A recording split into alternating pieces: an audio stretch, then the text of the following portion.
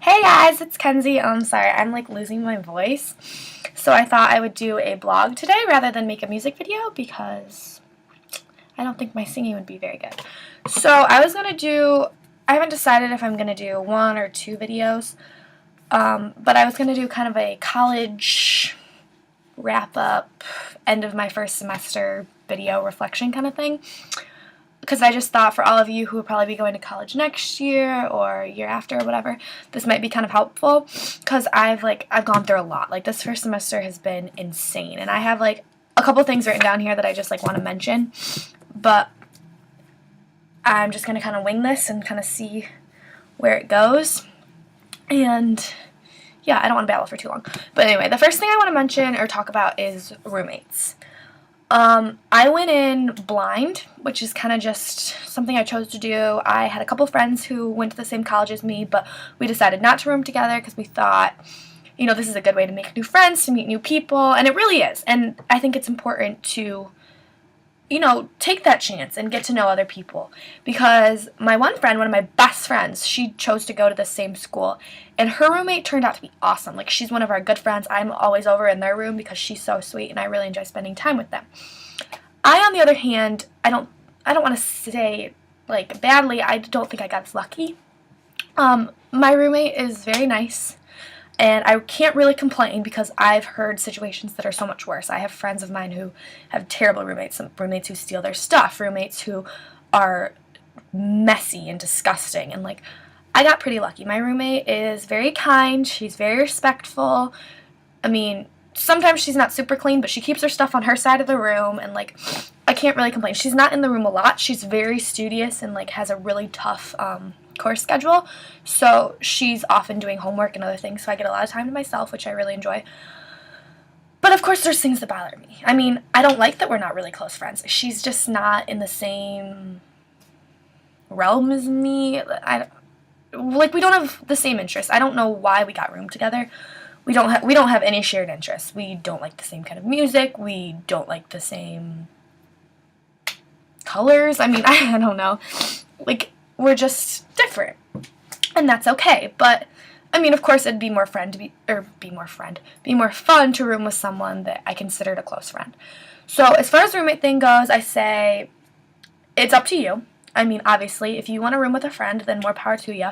But know that that can sometimes ruin a friendship. I have a friend who that's exactly what happened to her, and her and one of her best friends roomed together, and they don't talk anymore.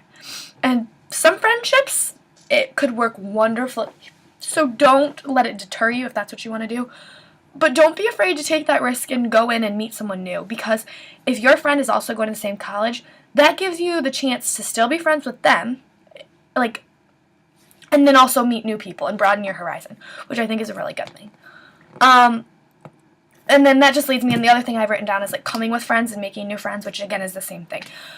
When you come in with friends, like, that's really good, and you need, like, it's important to stay close with them, and like, but don't let it not let you make new friends. I mean, I have a friend who, she went to college with in a long distance relationship, and she goes home every weekend, or her boyfriend comes to see her every weekend. And I think that's great that they can spend so much time together and make it work even though they don't go to the same school. But I'm so afraid, because if they do break up, she's going to be alone. Like, she doesn't have hardly any friends at her school. And that's really dangerous to do to yourself.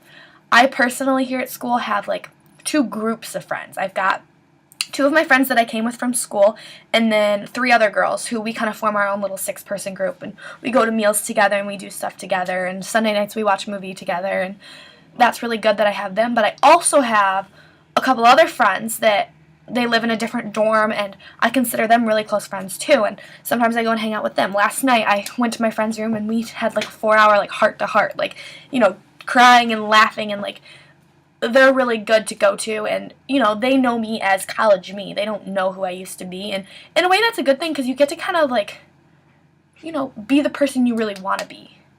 So, I mean, it's a different perspective, but I think it's really important to have a variety of friends and have people that you can go to and talk to for different things.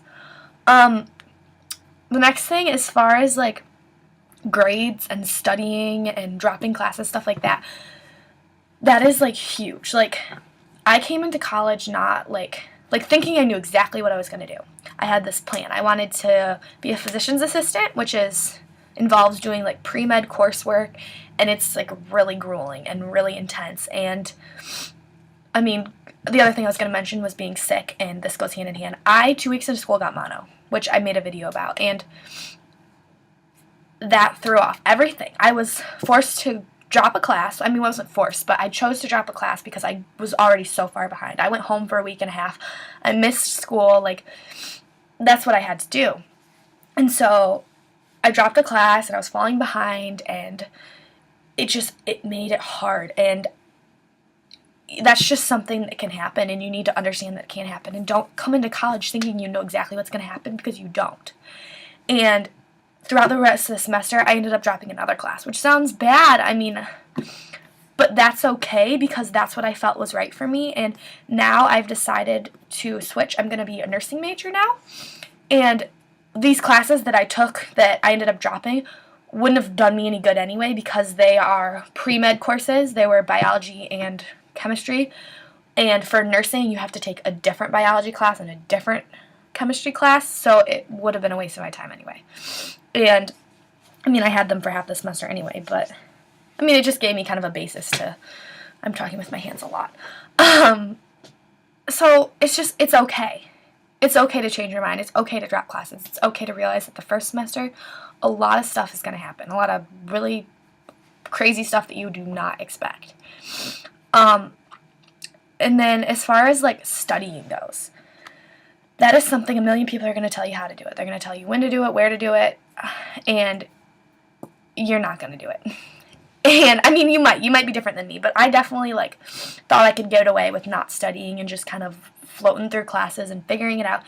And it's something that you really just have to figure out for yourself. I can't tell you how to do it or how not to do it, but I will tell you at first you're probably going to do it wrong, and it's going to take a lot of trial and error. And I'm currently taking sociology, and the first 2 tests, I didn't do so hot.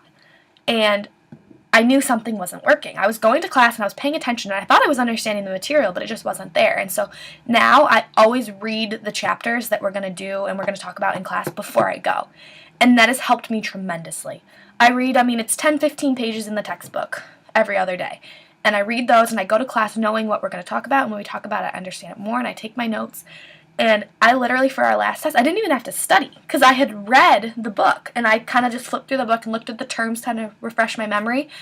So I spent maybe an hour studying at most, and I got an A on the last test. And it was just like the best feeling. And I really didn't even have to do that much. Like, when I think about the time I put in, it was a lot, but it was only like hour, like a night before classes, as opposed to 10 hours studying the day before the test or something crazy. And so I found that really works for me. And next semester I'm taking a higher level psychology class, and I have a feeling that this strategy is going to work for me. And it's nice that I finally have figured that out.